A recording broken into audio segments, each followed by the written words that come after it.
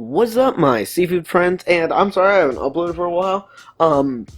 My last four videos, I was on vacation when I uploaded them. I had made them before vacation, and then I uploaded them all across vacation.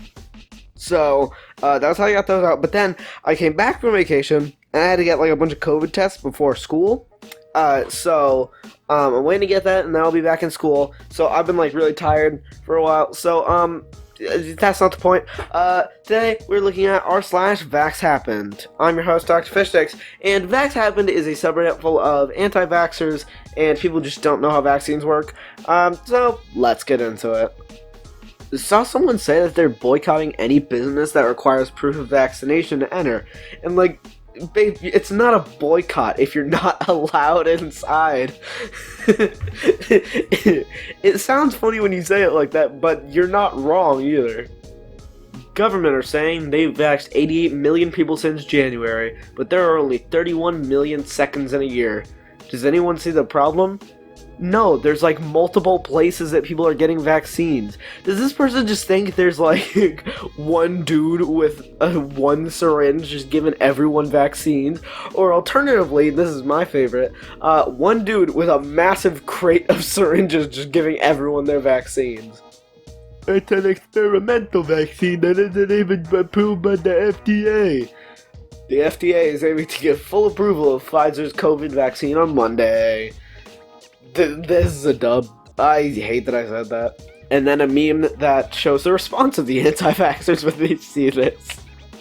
If Monsanto can change the genetic makeup of a plant and thereby own the patent to that variation of the plant, what does that mean for the vaccinated? Ponder on this. I don't think I will. Telling me you are proudly unvaccinated is like telling me you're a drunk driver. You're not a patriot. You're not a freedom fighter, you're a menace. So this is on a post about the FDA approving the Pfizer vaccination. Isn't this against the Constitution? That depends if you've ever read it.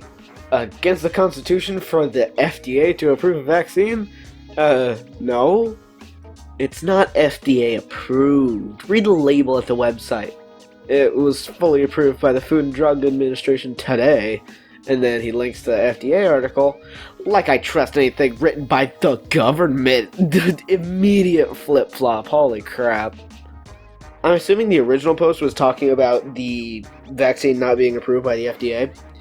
So when it is, you'll take it, right? You'll shut the frick up and take it? You won't move the goalpost? If not, then shut the frick up about the FDA. Yes, I will. It just isn't approved by the FDA yet. And then, like, 11 days later, when it is approved by the FDA, sup, you make your appointment to get vaccinated yet? Nah, dog, I'm good. Oh, I called it! yeah, you called it. Imagine if there was a 9.97 chance you wouldn't get cancer, but you were forced to go on chemo just in case. That is not a good equivalence at all. The vaccine is meant to prevent you from getting whatever illness it's against, and cancer is meant to treat you if you already have cancer. One's a preventative measure, and the other is a performative measure. It's that simple. So this is an article about the CDC says fully vaccinated people spread the Delta variant and should wear masks. This new science is worrisome. Said it from the get-go. I ain't frickin' with no vaccination shot, bruh. Nope. Nah, y'all can have that. Here's why, and then I'm just talking about the article. And then the same person, I think like a month later, #mood. I was naive like a lot of folks, and I woke up with cardiac arrest. Like I wasn't breathing, and my heart was like, hey bro, you might not make it. That was the Delta variant. I lost 22 pounds, too. Take my advice from my experience. Get the shot. Man, I feel bad, but like, if getting COVID was what took you to not be an anti-vaxxer anymore, it might have been a good thing. On December 17th, 2020, Valentine blogged that he believed his own chance of dying from COVID-19 was probably less than 1%. On July 11th, 2021, Valentine acknowledged that he had COVID-19 and bragged that it would not be a problem, admitting he might take a day off from his radio show merely as a precaution. On July 23rd, he was hospitalized in serious condition, which later turned critical. On July 28th, he was placed on a ventilator to focus treating his lungs. On August 1st, it was reported that his family would keep him alive on an ECMO machine. He died on August 21st. Oh my god, it just kept getting worse, man. Vaccines approved by the scientific community? Nah. Horse drugs, someone on Facebook said cures COVID? Yeah. This is a very similar form of that meme. It's a picture of the COVID-19 vaccine. Frick off, I don't believe in that made-up nonsense. And then it's like... it's like... Hold on, I want to find this. Okay, so I don't know if this is the post that started it, but here's a post that is sort of explaining this. A dear friend of mine, Dennis Miser, is in the Central MO Hospital with COVID. Dennis is the owner of MO Hick Barbecue in Cuba, Missouri. That's what it is. I have known him for over 30 years. He keeps his boat at a marina here in Lake Ozark. As a Hail Mary pass, I have procured him some ivermectin for him and will be driving it to him today. Please pray for cooperation from his caregivers and hospital admin to allow his loved ones and friends to step in and assist with his life. If we do nothing, his life will surely be taken from his 18-year-old son, his family, and friends. I need your prayers and comments to attempt to gain favor with the powers to be. Thank you. Some unapproved COVID-19 treatments may cause serious harm. So basically, in this post, they're trying to give a person dying of COVID ivermectin, which is apparently how it's pronounced, which is a drug derived from hydroxychloroquine, and it is a horse deworming drug. So there's like a paste in a tablet form, and basically you'd like give it to horses to rid them from worms. So it's meant for horses, not people. And a bunch of people are thinking it cures COVID now, I guess. This is from Dr. Benjamin Benulis. Today, the FDA announced they approved a drug whose Phase 3 clinical trials are not expected to be completed for 2 more years.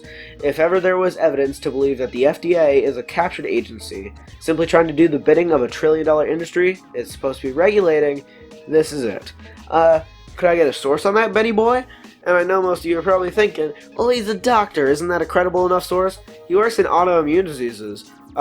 So he doesn't really have much standing in stuff about COVID. So yeah, he's not a very credible source. Also, he recently made a video about the dangers of 5G. So, maybe he's not a very credible source. Cancer and heart disease each killed more people in the US last year than COVID. Yeah, but it's not other people's fault if I get heart disease or cancer. It's on me. COVID is spreadable. Heart disease is a blanket term for a cluster of approximately 30 different deadly illnesses. Cancer is a blanket term for a cluster of over 100 separate diseases. Another common comparison is the flu, which is a blanket term for about 60 different illnesses. The sort of comparison you're making is called an ecological fallacy, which means you're comparing statistics across 2 very different and incompatible levels of analysis.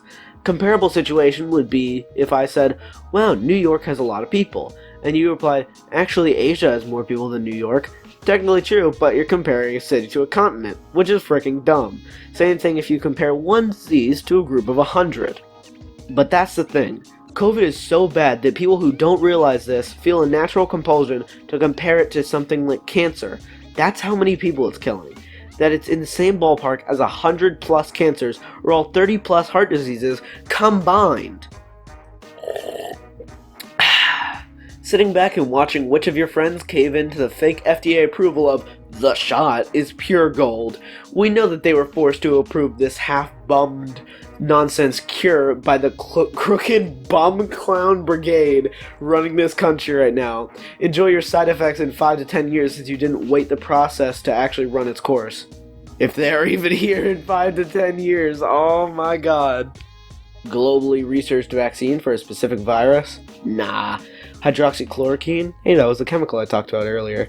Silver water, sunlight, $350 USB flash drives that acts as a 5G bioshield, boiled betel leaves, methylene chloride, chlorine dioxide tablets, and horse dewormers? Yeah. There are countless stories like mine. We trusted science and now live in a never-ending nightmare. Dominique De Silva. GoFundMe offers $17,000 to donor of Instagrammer claiming she was neurologically damaged by the COVID vaccine. Dominique De Silva has managed to raise more than $17,500 of her $50,000 goal before the account was flagged, and all the contributors were offered a refund. Help Dominique recover from the COVID-19 vaccine. Yeah, none of that image looks fake at all. Let's end it off on a post of someone comparing a politician in Australia to the Taliban. I'm sure this won't be misleading at all. Both punish people for not wearing face coverings. Both restrict freedom of movement. One stops all children from attending school versus one that stops female children from attending school. Both control the population with fear and propaganda, and both ban drinking alcohol in the streets. Why is that listed like that's a bad thing? I feel like not being able to randomly drink in the streets is a good thing. But sadly, ladies and gents, that is all the time we have for today. If you like this video, press the like button. If you have any questions, comments, or concerns, comment them down below. And if you really like this video and want to see more like it, please subscribe. And that's all for today, so until the next video, goodbye. I know it's my ADHD, cause I can't stop moving my feet. And I feel